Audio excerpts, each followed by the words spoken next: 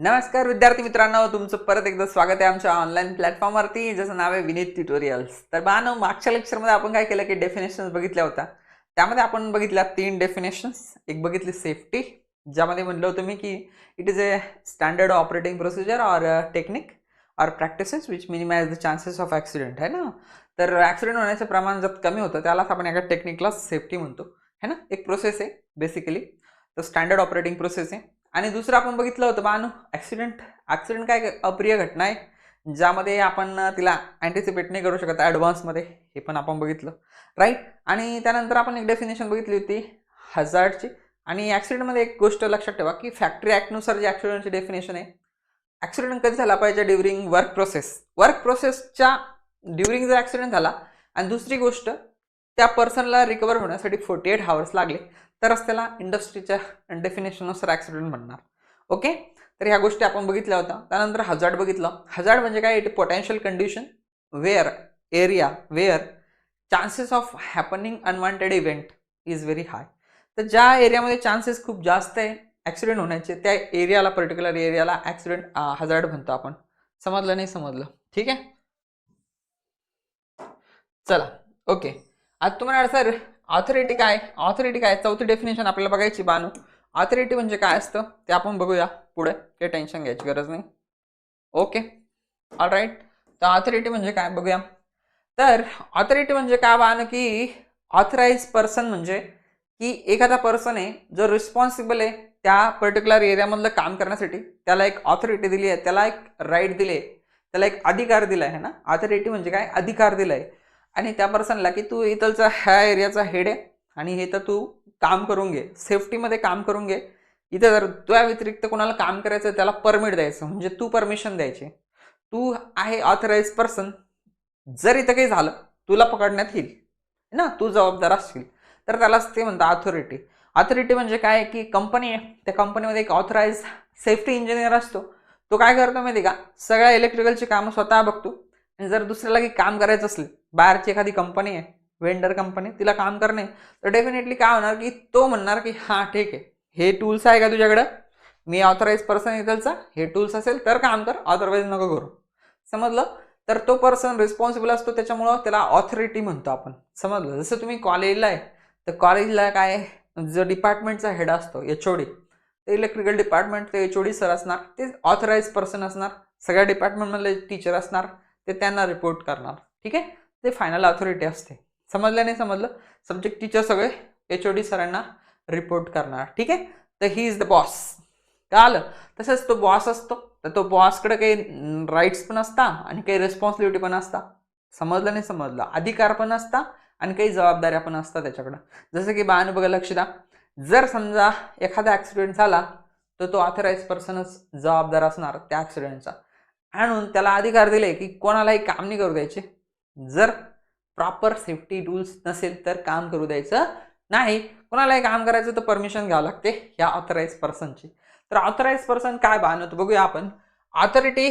Authority refers to the responsibility and power, एक power पण दिली त्याला, एक पॉवर दिली आहे, power given to authorize person. एक पर्सन आहे, त्याच्याकडे एक पॉवर दिली आहे की तूच काम करायचं इथलचं, आणि जर कुणाला काही काम करायचं असेल तर तू परमिट दे त्यांना, तू परमिशन दे काम करण्याची।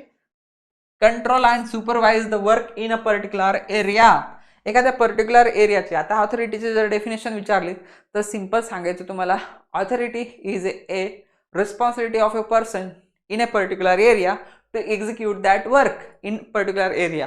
त्या पर्टिक्युलर एरियामधलं काम करण्याचं, एक्झिक्युशन करण्याचं जी जबाबदारी आहे ह्या ऑथराइज पर्सनची आहे। म्हणजे बेसिकली याच्यामध्ये दोन गोष्टी आल्या, एक आली रिस्पॉन्सिबिलिटी, दुसरी आली पॉवर। त्याच्याकडे पॉवर पण आहे आणि रिस्पॉन्सिबिलिटी पण आहे। तर ऑथॉरिटी दोन गोष्टी घेऊन येते सोबत, एक जबाबदारी, दुसरी येते तुमच्याकडे पॉवर, राईट्स। त्याच्याकडे पॉवर पण येते। समजलं नाही समजलं, एचओडीकडे पॉवर असते ना, सबमिशन घ्यायला कशी फाईल होऊन जातात, सर करा साईन, सर करा साईन, है ना। सुरुवातीला कोणी साईन नाही करत, नंतर झाली साईन। समजलं, सिंपल। तर ती पॉवर आहे, ऑथॉरिटी आहे, सिंपल आहे, कळलं नाही कळलं, ठीक आहे। Given to the authorize person control and supervise the work in a particular area. तर पर्टिक्युलर एरियाचा हा बॉस असतो, या बॉसच्या जवळ मग काही नियम, काही त्याच्याकडे पॉवर पण असते आणि जबाबदाऱ्या पण असतं. ओके, मग ते authorize person, an authorize person is responsible for the safe execution of work and right to issue permit. Permit पण देतो हा, याच्या परमिशन शिवाय पत्ता बी हालत नाही देतं. जर एक पर्टिक्युलर कंपनी आहे, त्या कंपनीचा एरिया इलेक्ट्रिकलचं काम आहे, इलेक्ट्रिकलचे कामं करायचे, तर इलेक्ट्रिकल इन्स्पेक्टर असतो, त्या इन्स्पेक्टरच्या परमिशन शिवाय पानही हालत नाही. तुम्हाला जर काम करायचं ते जाऊ बाहेरच्या कंपनीवाल्यांना, तर त्यांची परमिशन घ्यावं लागते. एक परमिशन फॉर्म असतं, त्यात तुमचं नाव, डेजिग्नेशन, सेफ्टी टूल तुम्ही वापरले की नाही तो बघणार आणि नंतरच तुम्हाला परमिट देणार. तर सिंपल हे महत्त्वाचं पाहणं याच्यामध्ये समजून घ्या. Okay, ensure the safety rules are followed, stop the work if unsafe conditions are observe. त्याला जर वाटलं तुम्ही व्यवस्थित काम नाही करत आहे, तर तो ऑथराइज पर्सन है, घर भेज देगा तुमको. समझा नहीं समझे, पावर है उसके पास क्या है, पावर है उसके पास. जबाबदारी तर आहेच बाण, पण पावर पण आहे. तर तो त्या तिथलचा बॉस आहे, त्याला वाटलं तर तो काम करू देणार. त्याला वाटलं की हे लोक काही बरोबर नाही, हे हाईटवर काम करताय, पडलं बिडलं आपल्यावर यायचं परत है ना. याची जबाबदारी बी ना की त्याचं सेफ काम चाललं की नाही बघायचं. दुसरं काय काम आहे याला हेच काम आहे. म्हणून लक्षात ठेवा, हा सेफ्टीचा हा इतका मोठा विषय ना. जर तुम्ही पूर्ण नॉलेज आहे तुम्हाला सेफ्टीचं, इलेक्ट्रिकलचं, ते एक पोस्ट असते तुमच्यासाठी इलेक्ट्रिकल इन्स्पेक्टर म्हणून. पॉवरफुल माणूस असतो सगळ्यात कंपनीमध्ये, सगळ्यात पॉवरफुल, सगळे घाबरते त्याला. HR विचार इंजिनियर सगळे घाबरते त्याला, इलेक्ट्रिकल इन्स्पेक्टरला. तुम्ही गुगलवर सर्च करा, तुम्हाला कळेल इलेक्ट्रिकल इन्स्पेक्टर काय असतं. सगळ्यांची टरकती बॉस येतो.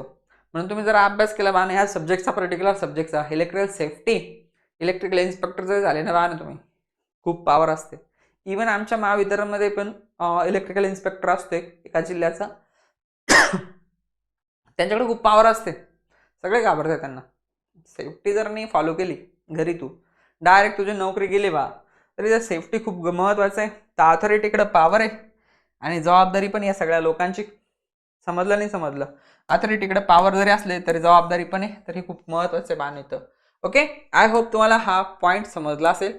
मग ऑथॉरिटीचं जर डेफिनेशन डिस्टर्ब करण्यासाठी सॉरी, पण बघा विद्यार्थी मित्रांनो, जर तुम्हाला आमच्या शिक्षकांची शिकवणी आवडत असेल आणि आमच्यासोबत तुम्हाला संपूर्ण कोर्स कंटिन्यू करायचा असेल, तर आत्ताच डाउनलोड करून घ्या विनीत ट्युटोरियल ऍप्लिकेशन, जे play store were free of cost available आहे. आणि हो, आमची फ्री डेमो लेक्चर बघा आणि शिकवणी आवडत असेल तर कोर्स परचेस करून लागून जा अभ्यासाला. कारण आमचं फक्त एकच स्वप्न आहे, काय की महाराष्ट्रातला प्रत्येक विद्यार्थी शिकला पाहिजे साध्या आणि सोप्या भाषेत. आणि आमच्या ऑनलाईन कोर्समध्ये तुम्हाला संपूर्ण सिलेबस प्रॉपर कॉन्सेप्च्युअली प्रत्येक ईच अँड एव्हरी कॉन्सेप्ट नुसार तुम्हाला शिकवलं जाईल. फ्री रिव्हिजन क्रॅश कोर्स मिळेल, आमच्या थेरी नोट्स मिळेल, PYQचं सोल्युशन मिळेल, सर्व सर्व सर्व तुम्हाला मिळेल एकदमच अफोर्डेबल कॉस्ट मध्ये. आत्ताच जा ऍप्लिकेशनला डाउनलोड करा, फ्री डेमो लेक्चर बघा, शिकवणं आवडलं तरच कोर्स परचेस करा, नाही तर जाऊ द्या. आणि हो, जर तुम्हाला एक्स्ट्रा डिस्काउंट पाहिजे असेल तर आमचे हेल्पलाईन नंबर तुम्हाला दिलेले आहे, यावर तुम्ही व्हॉट्सअपला मेसेज करून एक्स्ट्रा डिस्काउंट सुद्धा मिळवू शकतात. चला तर आता आपल्या लेक्चरला कंटिन्यू करूया. डेफिनेशन विचारली पहा ना तुम्हाला, ऑथॉरिटीचं जर डेफिनेशन विचारली तुम्हाला, तर फक्त काय करायचं वाहन तुम्हाला एवढंच लिहायचंय.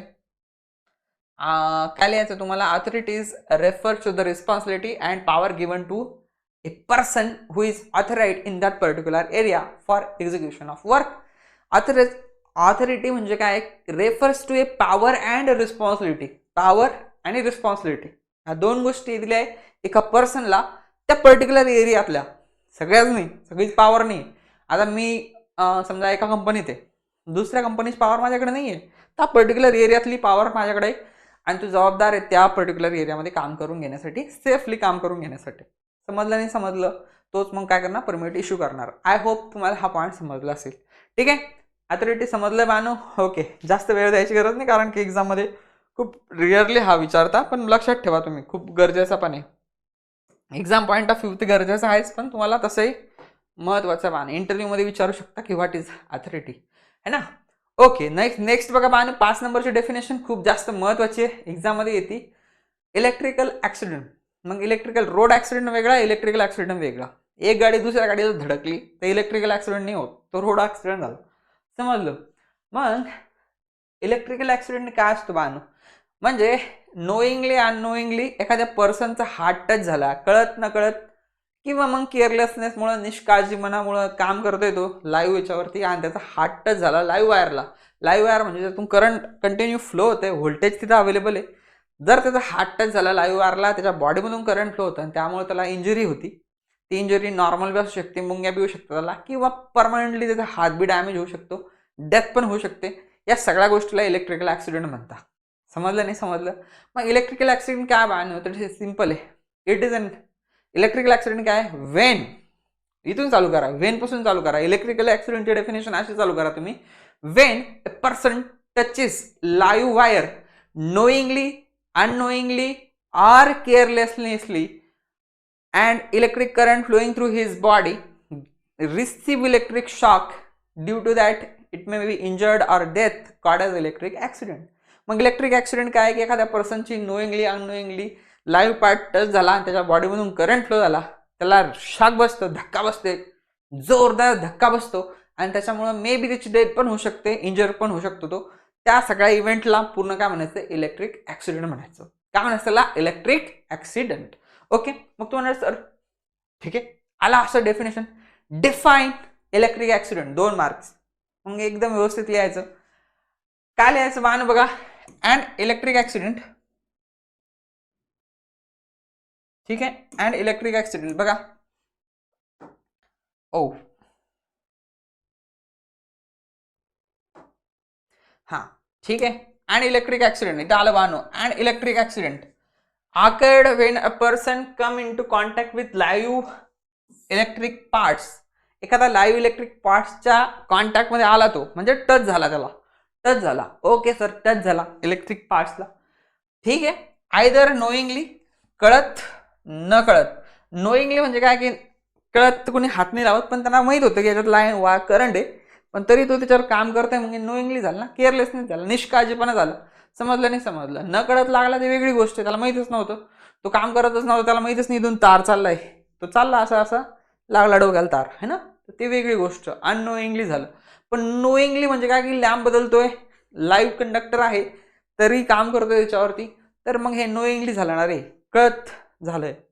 समजलं नाही समजलं? केअरलेसनेसमुळं, है ना. अननोईंगली ड्यू टू केअरलेसनेस आणि लॅक ऑफ सेफ्टी मेजर्स. त्या सेफ्टी मेजर्स घ्यायला पाहिजे. मेन स्विच बंद करायला पाहिजे होता, तो त्यानं बंद नाही केला. Switch off the main switch, है ना, मेन स्विच स्विच ऑफ करा म्हणून असं इन्स्ट्रक्शन असताना त्यांना ते मेजर्स न घेता, लॅक ऑफ सेफ्टी मेजर्स न घेता डायरेक्ट काम करायला लागला, आणि त्यामुळे काय झालं बानू, electrical accident may be result in, occur झाला इलेक्ट्रिक ऍक्सिडेंट, इलेक्ट्रिक शॉक बसला, बर्न झालं, आग लागली आणि सिरियस इंजरी झाली और डेथ पण होऊ शकते. या सगळ्या गोष्टी होऊ शकतात इलेक्ट्रिक ऍक्सिडेंटमध्ये. मग तो म्हणणार सर इलेक्ट्रिक ऍक्सिडेंट जर अशी डेफिनेशन आली तर काय लिहायचं? सिम्पल, वेन पासून चालू करा. वेन, नोईंगली अननोईंगली हा नंतर लिहा.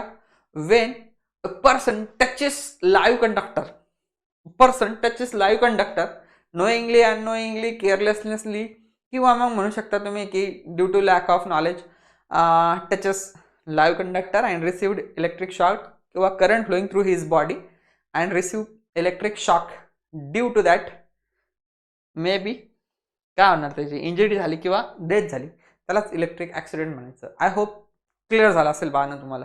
ओके, तर इलेक्ट्रिकल ऍक्सिडेंटची डेफिनेशन क्लिअर झाली बाळांनो तुम्हाला. इलेक्ट्रिक ऍक्सिडेंट म्हणजे काय की एखाद्या पर्सनचा हात लागला लाईव्ह कंडक्टरला, त्याच्या बॉडीतून करंट फ्लो आलं आणि ह्या सगळ्या गोष्टीमुळे काय आलं, इलेक्ट्रिक ऍक्सिडेंट झाला. मग त्याचा रिझल्ट काय? त्याचा रिझल्ट आहे त्याला शॉक बसणार, धक्का बसणार, त्यात अनकॉन्शियस पण होऊ शकतो तो, त्याची बॉडी बर्न पण होऊ शकते, कारण की मस्कुलर कॉन्ट्रॅक्शन होतं. जेव्हा आपण इलेक्ट्रिक करंट बॉडीतून पास होतं तर मसल्स खेचले जातात, आणि खेचले की मग त्यातून रक्त येतं बाहेर आणि जळते पण बॉडी, हीट पण क्रिएट होते, जळते पण बॉडी, बर्न होतं, सिव्हिअर बर्न होतं आणि डेथ पण होऊ शकते. या सगळ्या गोष्टी इलेक्ट्रिकल ऍक्सिडेंटमुळे होता, तर लक्षात घ्यायचं पाहणं, हे अवॉइड करणे तुम्हाला. समजलं? As a electrical engineer this is your responsibility to avoid electrical accident. Accident कसे अवॉइड करायचे? तर सेफ्टी मेजर्स घ्यायचे. काय काय काळजी घ्यायची ते आपण डू आणि डोंट्स मध्ये बघणार आहे.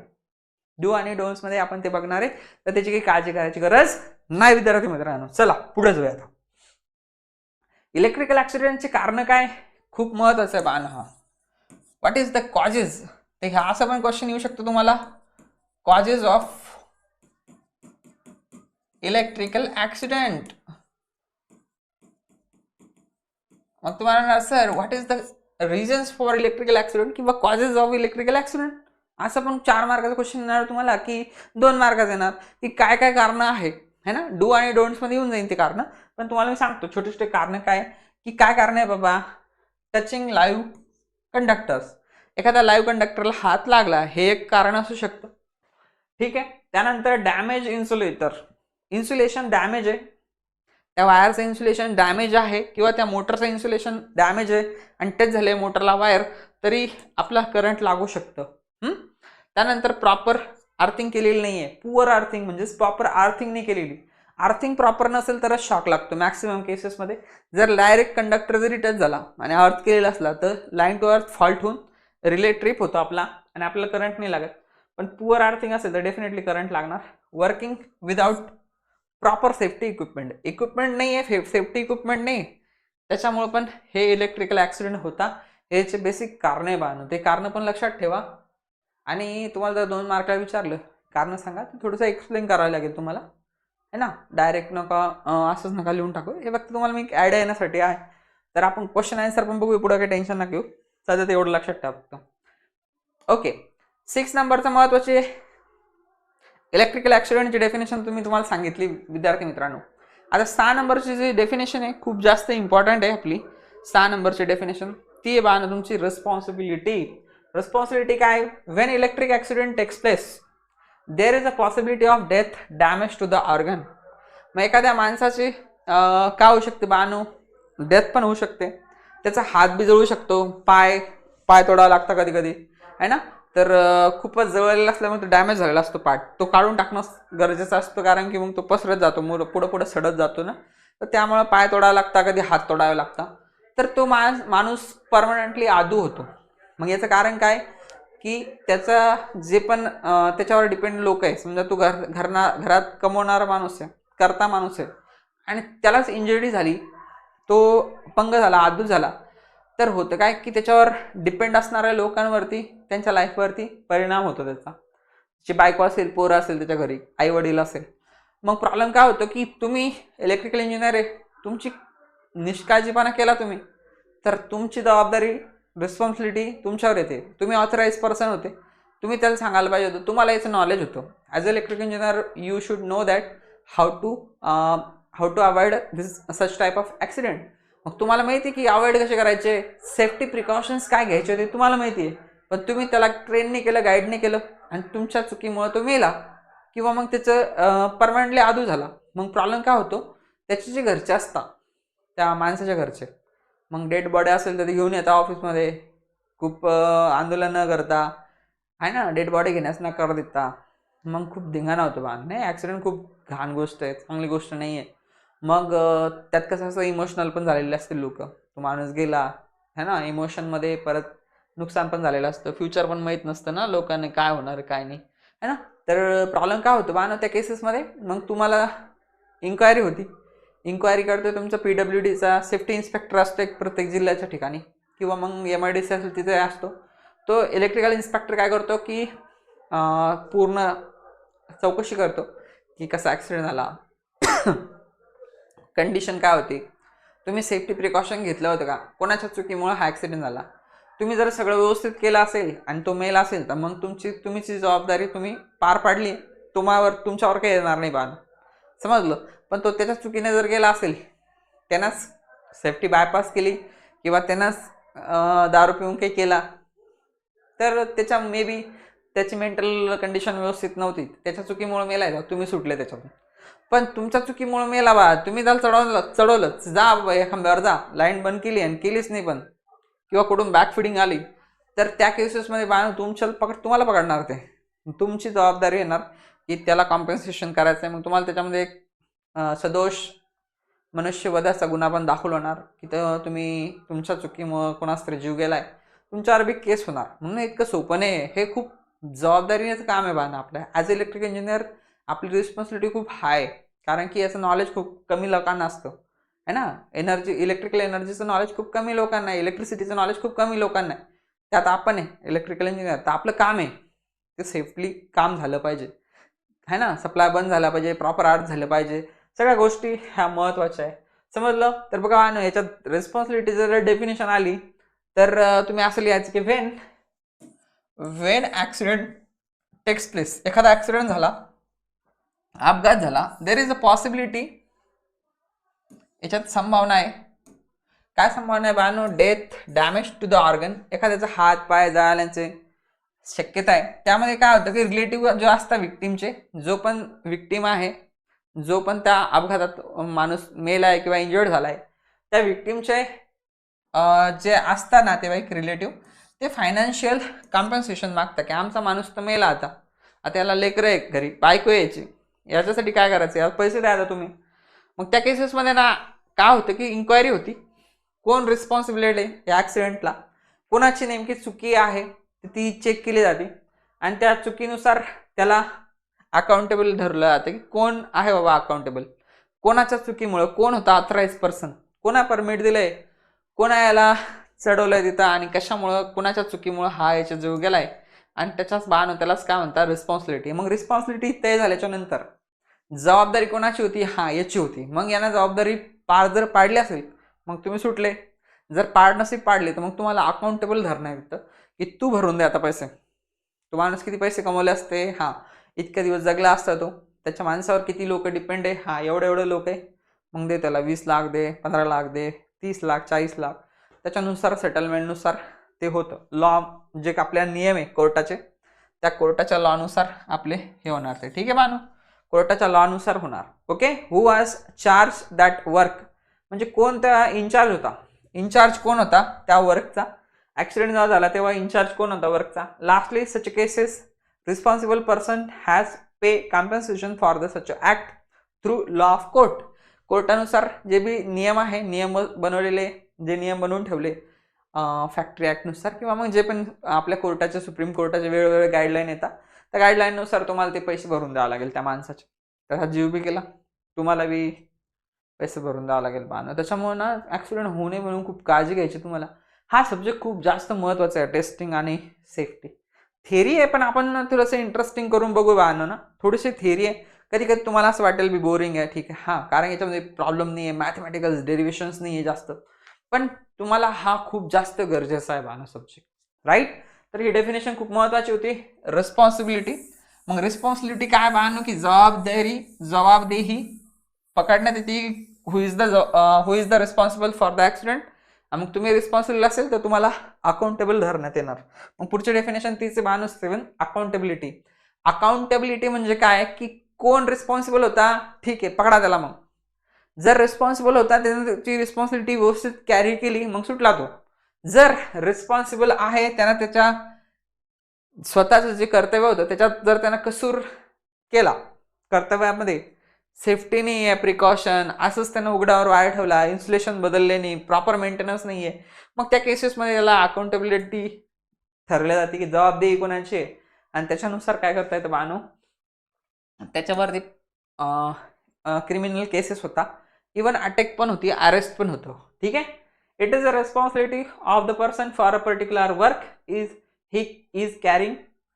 He is answerable and punishable for his failure, fault in the work he is carrying. आता एखादं काम करतोय तो आणि त्याच्यामुळं एक दोन मजूर जे पण असणार लोक आहे, काम करणारे जे पण कामगार आहे, जे काही तंत्रज्ञ आहे, त्यांचा जर जीव गेला तर इंजिनियर रिस्पॉन्सिबल असतो त्याच्यासाठी माणूस काय करणार, त्याला जबाबदार पकडणार, त्याच्याकडून कॉम्पन्सेशन घेणार. Due to privatization the accountability has increase. आता प्रायव्हेटायझेशन झालंय, गव्हर्नमेंटचं लोक तर नाही आहे, पहिले ते जॉबवर राहायचं ते, आता प्रायव्हेटमध्ये पण अकाउंटेबिलिटी वाढली आहे.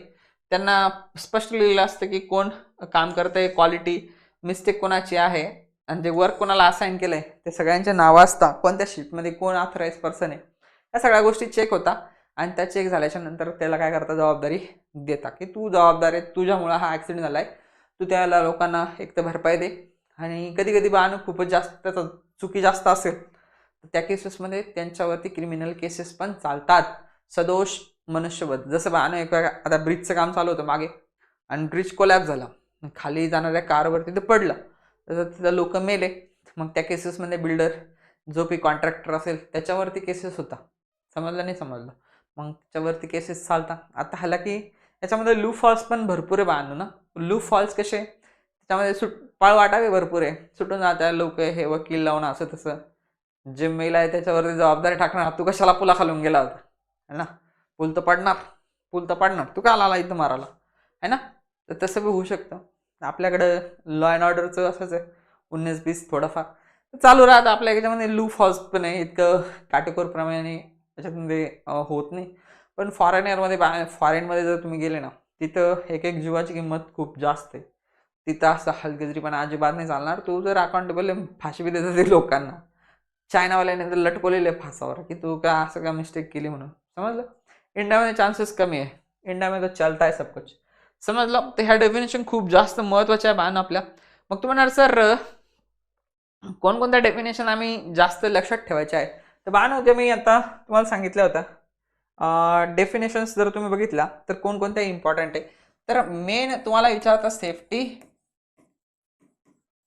हे डेफिनेशन जास्त इम्पॉर्टंट आहे. आता तुम्हाला सर IMP कोणकोणते आहेत ते सांगा मला. इम्पॉर्टंट आहे सेफ्टीवाले डेफिनेशन. तर सेफ्टीचे डेफिनेशन आहे मी तुम्हाला सांगितले. It is a standard operating process or a technique or practices that minimize the unwanted event such as accident.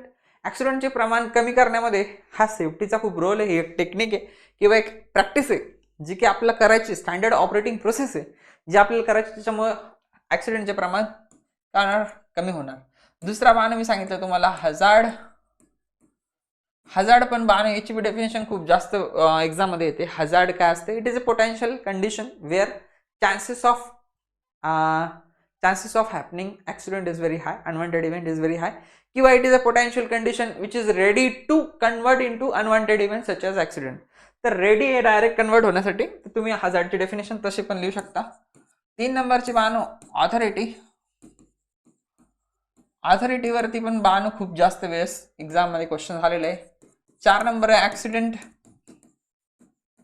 Accident मध्ये काय विचारतात तुम्हाला की ऍक्सिडेंट मध्ये अनवॉन्टेड इव्हेंट आहे जो की ऍडव्हान्स मध्ये अँटिसिपेट नाही करतायत, सडन होणारा इव्हेंट आहे आणि अप्रिय घटना आहे. अप्रिय घटना which is can not be anticipated in advance.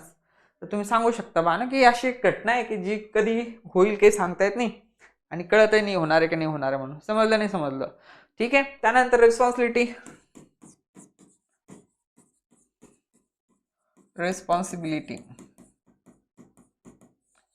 ठीक आहे. रिस्पॉन्सिबिलिटी पण बाण तुम्हाला ठरवते की रिस्पॉन्सिबिलिटी कोण आहे, ऑथॉरिटी कोण आहे, त्याच्यानुसार ती रिस्पॉन्सिबिलिटी ठरवली जाते की ॲक्सिडेंट जर झाला असेल एखादा तर त्याच्यानुसार कोण रिस्पॉन्सिबल आहे, तर त्याच्यावरून रिस्पॉन्सिबिलिटी ठरवल्या जाते. तर ह्या डेफिनेशन खूप जास्त महत्त्वाचे आहे, ऑथॉरिटी, ॲक्सिडेंट, हजार्ड आणि सेफ्टी. आय होप तुम्हाला हा कन्सेप्ट समजला असेल, ठीक आहे. तर डेफिनेशनच्या जर बाबतीत म्हटलं तुम्ही तर बाण एक छोटंसं पेज घ्यायचं, त्याच्यात शॉर्ट डेफिनेशन लिहून घ्या. मोर दॅन इनफ आहे, याच्यावरती काही क्वेश्चन एक्झाममध्ये येत नाही, ठीक आहे.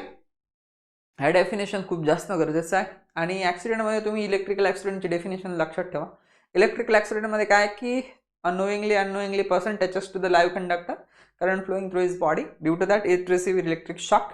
It may be lead to death or severe injury called as electric accident. म्हणजे एखाद्या पर्सनच्या बॉडीमधून करंट फ्लो होत असेल त्यालाच इलेक्ट्रिकल ॲक्सिडेंट म्हणायचा. तर अशा पद्धतीने तुम्ही डेफिनेशन लिहू शकता बाण. ते डेफिनेशन आय होप तुम्हाला व्यवस्थित समजले असेल, ठीक आहे. पुढे आपण बघूया बाण की आता पुढचं डू आणि डोंट्स काय असतात ते पुढच्या लेक्चरमध्ये आपण बघूया. 2 लेक्चरमध्ये आपण सिलेबसमधले जो पहिला पॉईंट होता 1.1 तो क्लिअर केला आहे. याच्या बाहेर तुम्हाला काही एक्झाममध्ये येणार नाही बाण. Okay, thank you very much. भेटूया पुढच्या लेक्चरमध्ये. Bye bye, take care.